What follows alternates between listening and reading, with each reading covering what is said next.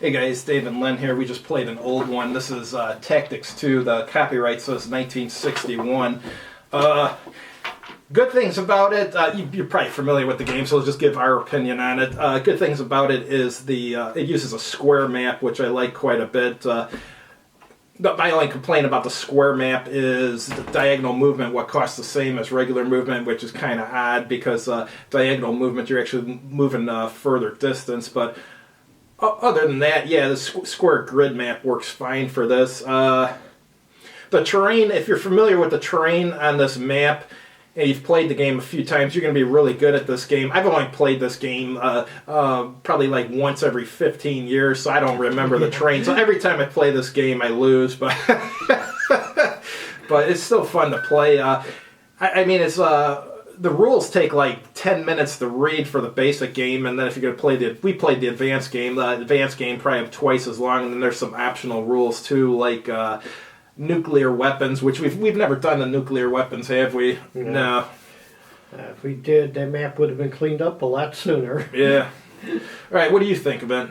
Okay, it's a good, this is a good beginner's game, a good basic one, because that's, in its day, it was one of the most complex games. If you grew up playing chess, the thought that you could move all these units on one turn, because you'd have to rethink how do you do things. Mm-hmm.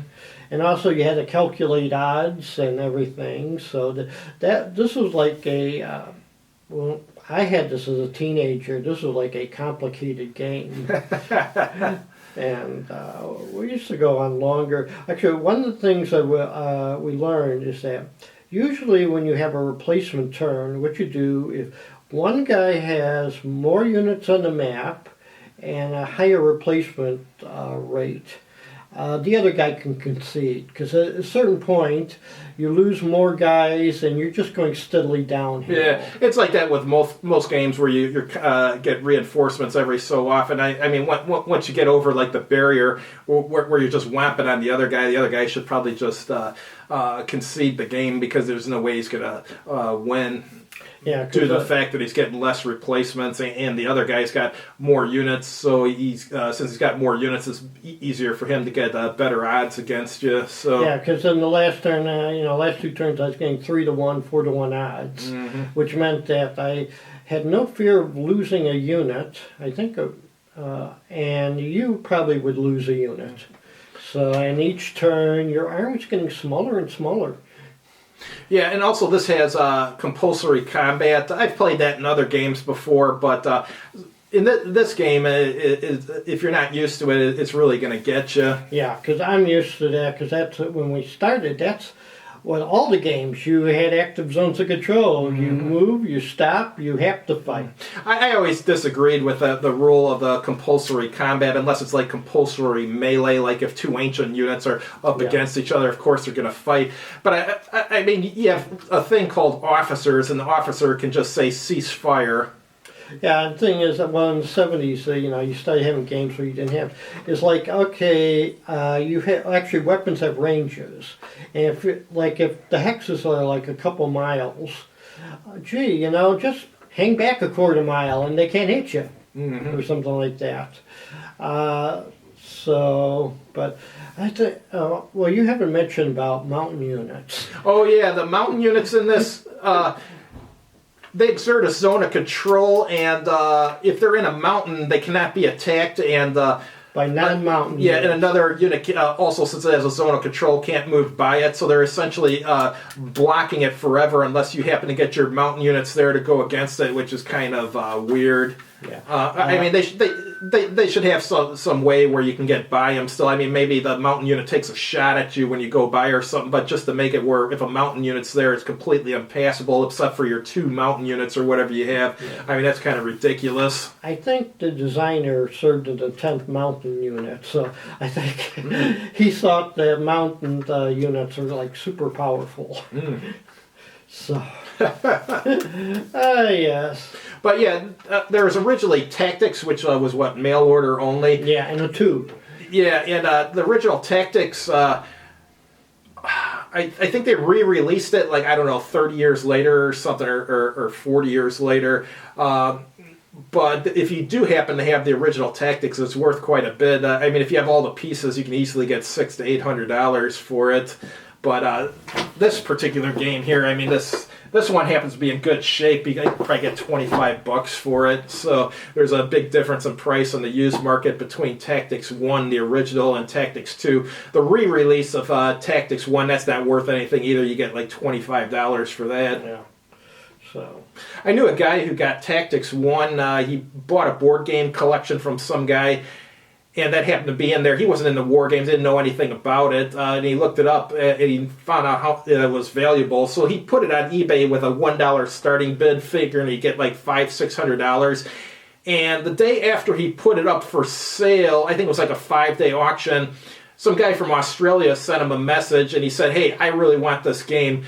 He's like, "I will give you $6,000 for it if you stop this auction and just sell it directly to me." He's like, "I'll pay you with PayPal or whatever." So he did, and he sent him the game, and he got his $6,000.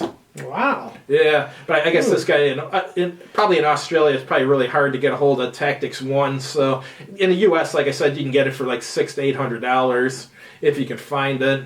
Oh, okay. Yeah, I think for beginners, this is a good challenging game. Mm-hmm. For veterans, well, yeah, it might be too simplistic for your taste, but it also might be a nice break from the more complex games. Yeah, it's not bad to play once in a while. You'll do better if you play it more often, though, because you'll remember the terrain and stuff. Like, there's a big blue line going down most of the map, and if you're the first to get units to that, you're in a pretty good position, because then the enemy's going to have to attack across the river. There's a thing in the early Avalon Hill games, is that not every terrain was the same. Like in this one, I almost freaked out when I found out that the units are not doubled in the city, and they're not doubled in the forest. With the forest, you can't send your armor units through the forest, but just put it like a few units, and you don't have to worry about it. And and other, because a lot of times when we got on the classic Avalon Hill, you wrote down a piece of paper. Okay, what is double? Forest, mountains, this, that. Okay, yeah. This one.